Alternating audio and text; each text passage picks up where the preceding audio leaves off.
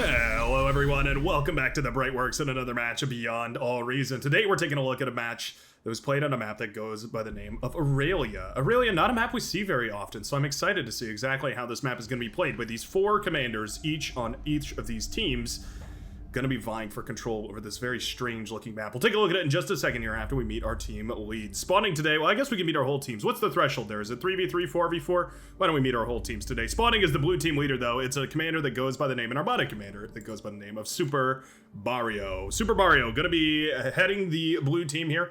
Gonna be followed up nicely afterwards by Visage. Visage led after by Yibikanovikov. Man.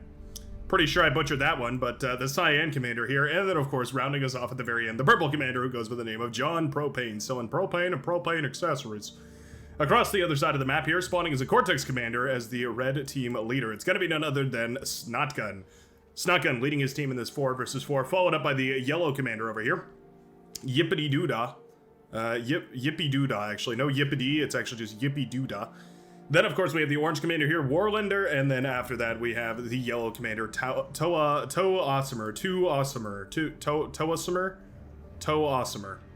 Either way. Hot pink commander here, spawning on the high ground, grabbing some of these vehicles. Aurelia, what an interesting map. It's got this big lake right here in the center that you can send amphibious units through. It's got a bunch of metal in the middle of the map here as well, some nice metal extractor spots. Only 1.9s, the same as anywhere else on this map, but of course, every bit of metal does count. There's also this little weird high ground, low ground situation going on over here. There's cliff sides that I guess commanders are going to be vying for control over here on the left-hand side. And then there's already a couple of bots headed out towards this middle area where it's sort of a high ground where I guess you could harass those metal extractors down from. Really interesting, the interconnections between these different lanes, right? This commander here, the red commander, has the potential to harass the naval lane over here. And then, of course, the middle commanders have the opportunity to harass these side lanes depending on how they position, for instance, turrets in the middle of the map and stuff like that, or amphibious units that go across. Should be a really cool match. Rover's headed across the map right now from Visage, looking for an opportunity to get into the backline here. The first scout killed by Yippee Doodah, going to be blasted down by the commander right there, who's trying to pump out a constructor as early as possible. Those early Rovers can do so much damage if they're left unchecked here. No LLTs in the back guarding these metal extractors means, of course, that they are vulnerable to harassment, and just like that, Rover's making it into the backline, looking to snag a kill on those metal extractors. Not bad. We'll be able to finish them off. Hey, I like this move right here. Pulling both of them to one metal extractor rather than keeping them on different metal extractors, guaranteeing the kill right here, and then running circles. Oh, no. Running circles around the wind turbines right here. Only getting one of the kills and dying in the explosion. What a funny little rigmarole right there that the green commander was running around the yellow. It does mean, though, that the yellow does have plenty of forces built up at this point in order to clean up this front line. Commander going to be stepping forward at this point to try and capture some metal extractors and continue the expansion forward. Looks like John Propane already setting up LOTs to try and prevent any of those run-bys. Forces on the right-hand side continuing to swell. The red commander going for a load of grunts off of just that 3-mech start. Not the end of the world, but it's definitely expensive to put all those grunts out on the field. They seem free, but they do cost a little bit of money.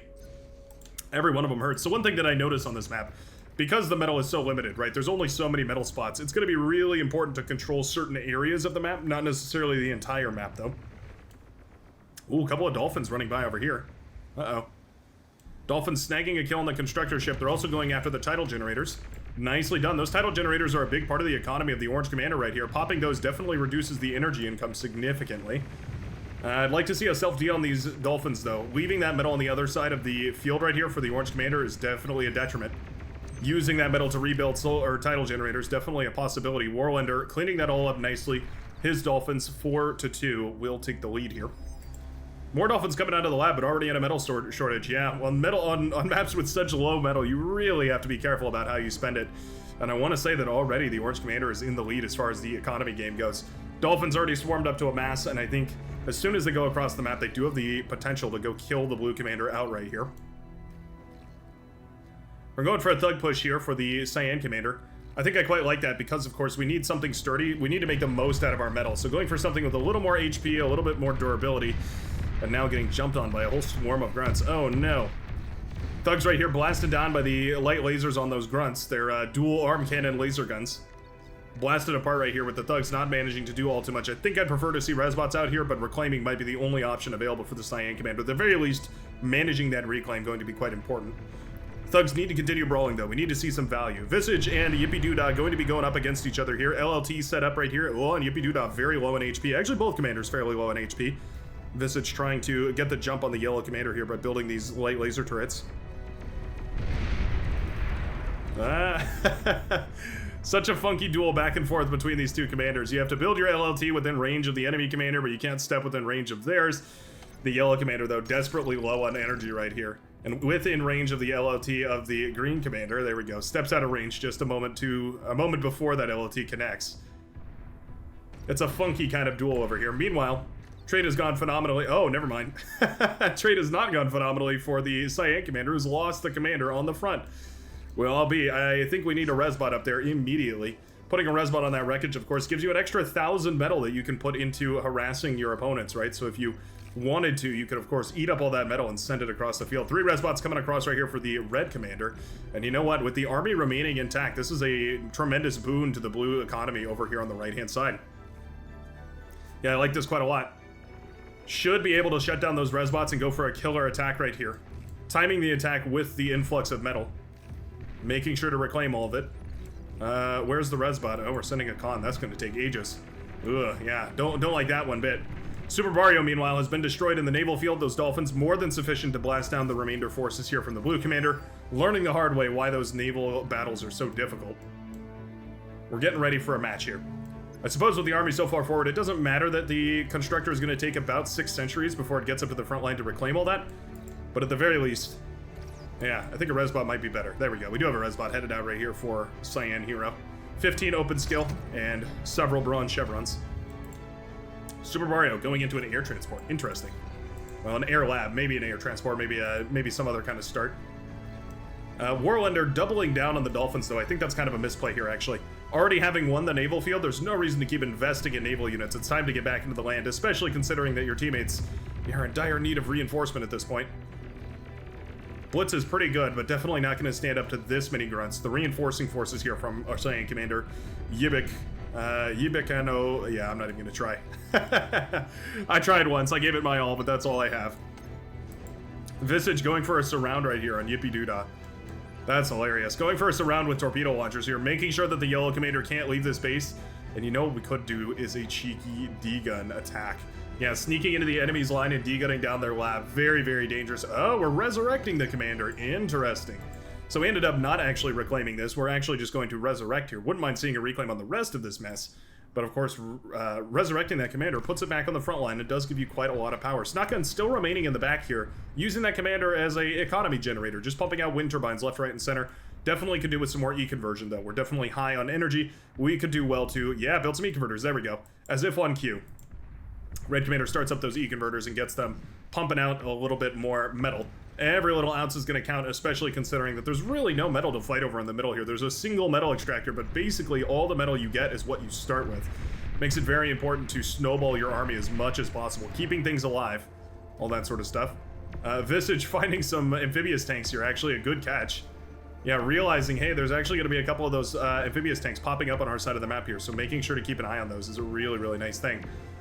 Commander blasting them down with its JL7 underwater laser. It is it's a weird kind of attack. It just is a better laser, a slightly better laser. Not sure why they wouldn't use that out of water. Maybe thermal issues, right? Heating issues. Either way, destroyer out now. And my goodness, we have 2,000 metal worth of dolphins. More than that, 2,300 almost metal worth of dolphins. I think it's about time that we, eat those up and get out of the water. There's no reason to stay in the water anymore. 3 amphibious tanks popping up on the shoreline over here would ravage the economy of the Cyan commander, leak over into the green commander. That knocks out 2 economies, frees up the red commander to take a semi-inefficient trade here, eat up the wreckages, and win you the rest of the game.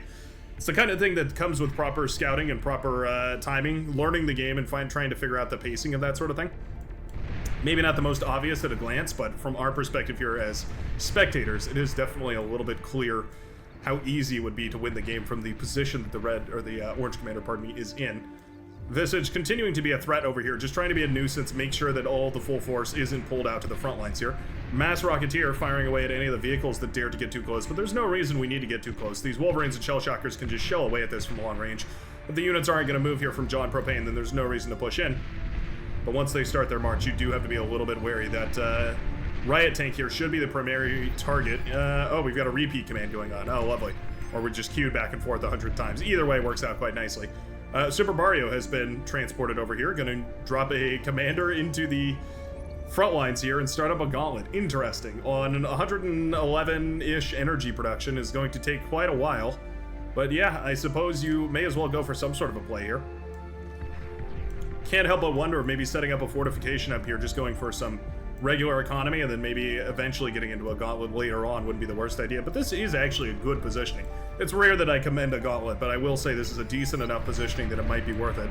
Oh, Commander trying to connect some D-guns down here. Janus tank firing its missiles away. But the reason why I say this gauntlet is well worth it is because obviously it can shell away at this whole army, but it can also pop these metal extractors over here. Also firing away at the naval lab over on this side. Warlander trying to hold the line. Here we go. Here's the fight. Red Commander pulling the trigger and sending the pawns, pardon me, the grunts and the thugs forward. The Cortex pawns forward. Thugs firing away every volley, connecting in a big way with all the units over here, and my goodness.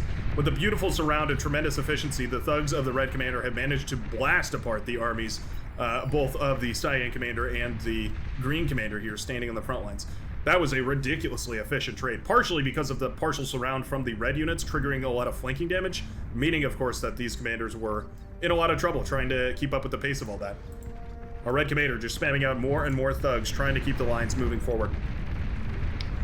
No resbots accompanying any of this. We do have resbots in the back over here for Snotgun, but if they move up to the front line and if we can take control over this wreckage field, I think you're going to be in a great spot. Visage's commander in a very low HP situation. And Janus firing forward as well. Grunt's looking for a little bit of a run by, and they do indeed find it. Trying desperately to connect with that commander. Yep, there we go. Commander down to 18% HP. Visage very low as well. The entire army wiped out by Mass Thug. My goodness, down goes the Cyan Commander. And the Green Commander scared off and into the ocean. What a push right there from the Red Commander. Just good old-fashioned T1 Cortex bots. Similarly, over here on the left-hand side, we do also have Rocketeers pushing in, but they're trading out fairly less efficiently against a lot of this static defense. And as soon as that heavy laser comes online, pushing into that's going to be quite difficult. Oh, Gauntlet is D-gun right there from Warlander. Beautiful play from the Orange Commander, shutting down 1,000 metal worth of the Blue Commander's economy. That's brutal. And they're the Resbots, reclaiming all of this juicy wreckage. What was that, about 2,000 metal? Yeah, we've eaten about, probably closer to about 1,800 metal, all said and done, but we've eaten most of it here. The Red Commander perfectly content to just keep pumping out units. We could even stand to build a little more build power and pump things out even faster. Barrio in a lot of trouble. You can't go head on against thugs. They can out-kite a commander if they're, well, microed. He wanted that wreckage right there of that commander, but I don't think he's going to get it. Not without, at the very least, killing the blue commander over here. Thugs will be pulled, though, and start firing away. They don't do a monumental amount of damage per blast, but it's certainly enough to bring down a commander in numbers pretty rapidly. There you go. Super Barrio down to just 23% HP. Nowhere near enough energy for a cloak, and boom goes the blue commander. Nicely done. And well paying for a T2 transition right here from the Red Commander. What a wonderful play. Using the enemy commander, paying for the T2 transition off of the corpses of your enemy. It's about as efficient as it gets. And on a map like this, I think it's exactly what you want to go for. Because there's so little actual metal production, going for the economy based on your, based on your reclaim from your opponents. Definitely well worth it. A T2 naval lab, oh my goodness. The Orange Commander, extremely overinvested in naval right here. That is a 3,200 metal lab in order to get that up and running. It's a massive metal sink. Resbot's pumped out here by Snotgun in order to reclaim all this. Looks like the commander's going to head forward as well to reclaim some of this. Once we reclaim this commander, we should have more than enough to start up a T2 constructor as well as finish up that lab. Visage looking to reclaim that wreckage over there on the right-hand side from the Cyan Commander. Looks like the Cyan Commander himself also looking for that. Oh, and the Red Commander is tapped out of the game. Or pardon me, no, the Blue Commander is tapped out of the game. Brightworks does colors. Hardest thing known to mankind. Yeah, the Blue Commander gave up his commander and decided that was it. That was the end of the match. There we go. T2 lab up and running. T2 con on production. T1 lab being eaten up here as well. Love to see it. Careful not to overflow metal. It looks good. Fiend's going to be produced right here for the rapid defense. I think it's fine. The thugs are going to be more than sufficient to stall here. Getting that T2 constructor up should be prioritized. With such a massive influx of metal. If you had no metal and you had to choose, I would definitely say the Fiends are a safer bet. But when you have plenty of metal to spare, I mean, why not go for an even bigger economy? Wolverine's firing away over here. Yep, just passively shelling away at this army. It's the problem with those T1 static defenses, especially if you're going up against vehicles. As soon as those vehicles start to amass in numbers, the Shell Shockers and Wolverines specifically, there's really not a whole lot you can do. Now, we do have Hounds coming out here from the Purple Commander, John Propane, holding the line on the left-hand side, inherited, well, what was left of the blue economy. It's 2 metal extractors and a couple wind turbines, but it's an economy nonetheless. And for what it's worth, using it quite well here. Yeah, the T2 transition is powerful. No T2 available here from the Hot Pink Commander or the Yellow Commander, both of which expanding their economies, but neither ready for that T2 transition. We could, of course, see it made, though, once the once the Red Commander hands over a couple of those T2 constructors. There we go. The Orange Commander going to be given one. T2 Navy, I mean, it's up and running. We're going for a messenger ship directly. We're not even going to bother with a T2 constructor because there's no amphibious metal extractors. You know what would be lovely? Taking this 4,000 metal worth of T1 naval units that aren't being used right now and turning them into more energy. More energy, more converters, starting to build up an economy. It's a little bit odd to see how much metal is being wasted on the high seas here without really any reason for it. Longbow, the weapon of choice right now, trying to fire away, I guess, at the coastal base over here of the Cyan Blue Commander. It's a T1 army that'll be rapidly outpaced by a T2. Yeah, we're starting up the Sheldon Ball here. It's a little bit more advanced, but eating up your T1 army in order to trade it into a T2 army, it is viable. Mace, or thugs here firing away. Yeah, I mean, just within range. Just barely within range to start firing away at a bunch of those tanks. Not bad. Hounds over here have disassembled this front line. And there you go. The power of the T1 static defense, nothing in comparison to the power of the Hounds, who are now being fully surrounded. They walked headfirst into that surround right there. I'm not sure what we're doing now. Oh, yikes. As a general rule of thumb, if at all possible, you should always avoid getting your units surrounded, regardless of whether it's T1 or T3. That was a horrible trade right there for the Purple Commander. Throwing away several thousand metal worth of Hounds right there that otherwise could have easily won the game if they had just continued their push, traded out efficiently against these tanks, reclaimed all this metal, turned into more Hounds, and continued the aggression. Yellow Commander going for a T2 lab finally here. We are slowly putting that metal into that lab right there. 20-ish seconds left before that lab comes up and finishes. Not the end of the world. The red team on a critical timing here. So much metal over here not being used. Yikes. I really don't like this T2 Naval Lab. I think this is a massive waste of resources here. Going for the T2 Naval Lab is so much more expensive than going for an Amphibious Lab. You can build an Amphibious Lab out of a T1 Naval Constructor here if you just go into this, the Amphibious Complex. You can also go into a Seaplane Platform, of course, both of which are very powerful, very useful. Neither of which the weapon of choice right here for the Orange Commander, who now has to defend their land-based operations using T2 boats. That's less than ideal, I would say. Propane trying to defend over here. We've got some sprinters, which are quite a bit better for dealing with those tanks, but the tanks get a nasty surround on the commander here, too. Yikes. About 5% HP. Whoa, Yellow Commander goes down to the Hounds over here, though. The 5% HP blast from those tanks takes down John Propane to 27% HP, but at the end of the day, the Hounds are still T2, and they are still quite a bit more powerful. And Sizers, yeah, not going to hold up too well against those Hounds, especially if we switch them from their heavy plasma into their Gauss projectile. Makes them quite a bit better at hitting those fast-moving targets. Where are the res bots? Or maybe a butler or two, using those butlers, the speedy constructor assist bots. Definitely very powerful for doing all this stuff. Also very powerful because they can build metal extractors. Something that we see a lot of players forget to do is build the metal extractors on their opponent's territory. Super powerful and super necessary if you want to press your advantage even harder. Speaking of pressing your advantage, how about the opposite of that, though, as we have now nearly 4,000 metal worth of Hounds idle on the front lines, going up against T1, buying the Yellow Commander plenty of time to build up T2 forces. This is what we call snatching defeat from the jaws of victory. The Purple Commander needs to go immediately. Look how efficient these Hounds are against the Wolverine. My goodness, what was that? 4 shots to bring down a Wolverine is unbelievable. It's the kind of efficiency that you buy out of T2. But here we go. Mauser rolling out of the Yellow Lab, and I mean, it's the right choice. We have a couple of Jaguar here as well to push back these sprinters that do run forward. There's a Hound wagging its tail. Hilarious. Yeah, why are we sitting here? Why are we sitting here is the question on everybody's mind, huh? Unsure. torpedo launchers defending the coastline over there, and we do have the missile boat finally firing away at something. There we are, firing away into the base of the Cyan commander. Missile boat, 2,000 metal, so a little under half the cost of a naval fusion reactor. Just putting things into perspective here. And shelling away at this coastline, doing a wonderful job of popping those metal extractors, denying any of this economy from coming up and online.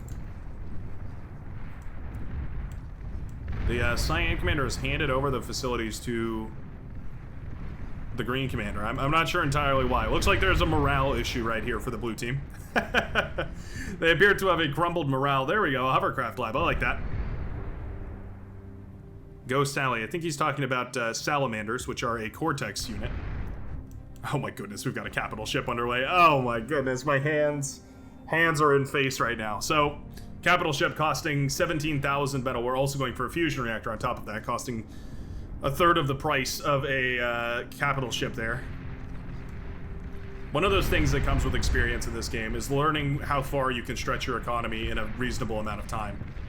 And typically that consists of making sure that you're spending your metal and your energy on things that are attainable within a reasonable amount of time, right? And so a capital ship, while it's a powerful tool on the forefronts of whatever field you're fighting on, while it's very, very useful, it's going to take about an eternity before this actually comes out, and then once it gets over here, it's really only going to be able to kill maybe 1 or 2 bases. You have to weigh all that. You have to weigh the pros and cons of all that. Oh, this is so heartbreaking. This is so heartbreaking right here that these hounds are just sitting here and taking the idle fire from Wolverines. Wolverines should never be winning against hounds. First of all, because hounds are fairly fast. They're mobile enough to avoid the shots from Wolverines, even if they're in a straight-up fight. And then also they're powerful enough to just outpace them. They can destroy the Wolverines before they even have a chance to do any real damage. This is a bummer. This is a bummer here from John Propane. I feel for the 7 open skill, silver-tailed chevron hero that is now losing the front lines due to a lack of the critical understanding of the pacing of this whole situation. Going for a killer economy, like, I have to give commendations that we are on the right pace here. We have fusion reactors coming up. We have basically enough economy to actually keep up with the red players. We just don't have that economy being traded out here. There was a point here where we had about 10 hounds, and the yellow commander was effectively halfway through their T2 transition. It would have been game over if these hounds had been a little more aggressive, but unfortunately it wasn't the situation. Sheldon firing away here at a bunch of the static defense. Oh, this metal extractor was never taken too. That's interesting. Or it was blown up here by the Sheldon. Either way, metal extractor is down right now for the green commander, one of the 2 commanders that remains in this 4v4. Always a rough situation to lose commanders in a 4v4. In an 8v8, you know, you lose an 1/8 of your total APM, right? An 1/8 of your player count in total. In a 4v4, you're losing 25% is significant. Scouting hovercraft here, providing line of sight so that this warboat can fire away those long-range, high-arcing splitter missiles. Love those things. The aesthetic design on the cruiser missiles are mwah, chef's kiss. We're actually going to finish this, aren't we? No, 44% of the way through, not even halfway done. All the metal going into the fusion reactor here. For what it's worth, once this kicks on, we'll be pumping out metal left, right, and center. These E-converters will kick on. Things will be lovely. Oh, 14 tidal speed is abysmal. Yeah, okay, I can see why this naval economy is so poor. It's 14 tidal speed is really, really bad. You're better off just building wind turbines on land with your commander at that point. But there we go. Loads of these E-converters kick online. Now producing a whopping 22 metal per second. Not bad. Certainly better than we once were just a mere moments ago. Here we go. Hounds finally moving forward, but already lightning tanks have been built. Lightning tanks with a hard counter to hounds. This is perfect. A perfect response right here from Yippee Doodah. Given an opportunity to build back into this game and taking it and running away with it. And that's beautifully done. That's the lightning tank, shutting down all of the hounds, the entire aggression right here. We had a fat boy marching forward at some point. I'm not sure where that went. Oh, looks like mine's got a good connection over here. Yeah, a bunch of Sheldon debris. Sheldon's walking right over those landmines right here, doing a wonderful job of cleaning that up. Am I crazy, or did we have a... I swear there was a fat boy somewhere around here. Has it really just not reached the front line yet, or am I blind? I may be blind, or maybe it got degunned or something. I don't see the fat boy. Well, either way. Oh, there it is. Was it handed over here? Oh, maybe it was handed over. For the defense of the right-hand side. Could be it. More hovercraft would be phenomenal. We're slowly making our progress on this capital ship. Ah, man. I think the red team comes back into this. I think they've found their stride here, realizing, hey, wait a second, if you're not gonna, oh, okay, well, and there goes the last commander here. What a tragic end to this game. I'm gonna go and speed it up because I think this is just, this is a slow and painful death right here for the single commander now holding 3 different lines, trying to spread their APM across 3 different battlefields and really just unable to do so. I like the fusion reactor expansion right here. It's nice to see that we're continuing the expansion, but also doing it with fairly efficient means for what amount of build power that we have over here. Not bad. Base over on the right-hand side has been ravaged. Unless we're going to put static defense over here, this is a problem. But it looks like for the most part, we are sticking around and holding off for no tremendous reason. Oh my goodness, I can't believe it finished. The capital ship, rapidly at 3x speed, rapidly making its way across the map at this point. The red team apparently allergic to victory. There we go. Hey, capital ship shelling away from on the coastline. Well, there you go. Talk about tremendous value. Is it 17,000 metal worth of value? I'm not so sure yet, but it certainly could be eventually. No reason whatsoever why the red team couldn't just go forward right now and win this game. Army is more than sufficient right here to go kill this entire coup. Capital ship shelling away on the coast here. I gotta admit, I mean, it's annoying to deal with. There's not really any tremendous way that this turns out here. The red team with 2 commanders remaining. The green team with 1 commander remaining. We're looking for bomber snipes here at this point. We've transitioned into a T2 air lab, just hoping that we can do something with a couple of bombers. We'll switch back to normal speed as these bombers fly over the base right here of the yellow commander. It's 4 of those heavy impulse bombers. They're very powerful, though. And they're not going to kill the fusion reactor. Instead, choosing the wind turbines here. Okay, I mean, bombers coming in hot. Doing what they can. Flak going to start shooting them down pretty quick, though.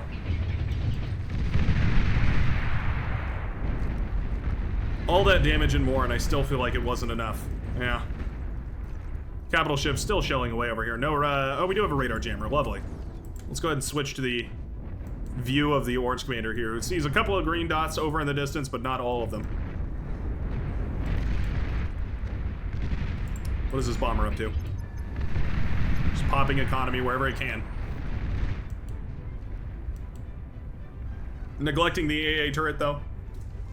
And it will be the doom of that bomber flying overhead.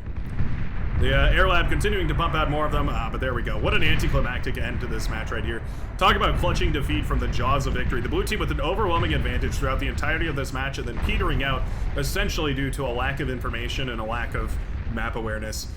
But tremendous kudos to the red team for managing to come back into this game. I can't believe through all the inefficiencies that we had through this game, through all the missed plays, they ended up managing to clutch out a win in this 4v4, and I think a large part of that is probably just the fact that they were able to stick into this game through to the late game. Maybe you learned something from this match. I think I need to go wash my eyes out, but I sure hope you have a great rest of your day, and I will see you in the very next game of Beyond All Reason. Peace out, everybody, and have a good one.